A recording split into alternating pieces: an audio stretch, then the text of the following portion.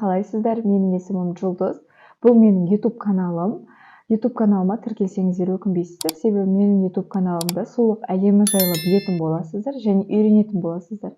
Менің YouTube каналымда өте құнды ақпараттар болады, және лайк басуды, комментарийға не білгілеріңіз келеді, соны жазуды ұмытпаңыздар, және колокольчикті басуды ұмытпаңыздар.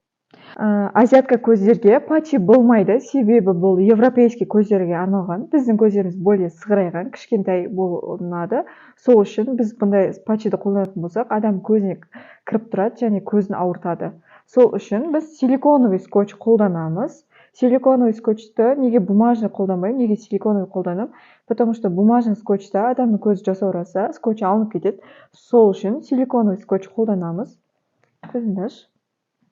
И осылай жабыстырамыз. Өздеріңіз көріп тұрғандай, көзін жұмған кезде көзінен батпайды, көзінің ішіне скотч кіріп тұрмайды. А если біз осындай патчиді қолданатын болсақ, көзінің ішіне қарай кіріп тұрады, көзінің ішіне, сосын көзінің ағын қызартып жібереді, и көзі жасаурап, көзі ашып жатады. Бүкіл процедура бойынша. Дұрыс емес. Мына өздеріңіз көріп тұрғандай, мына жақта кірпіктері шығып тұрады, и бұндай моментте біз қайтадан скотч жабыстыруымыз керек болады. Сол үшін силиконы қолданған дұрыс, патчи дұрыс емес.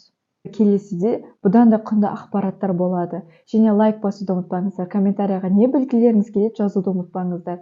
Және де менің кішігірім арманым бар еді, 1000 подписчикке жету. Сол арманымды қолдап жіберсеңіздер, мен өте қатты қуанышты болатын едім. Всем пока!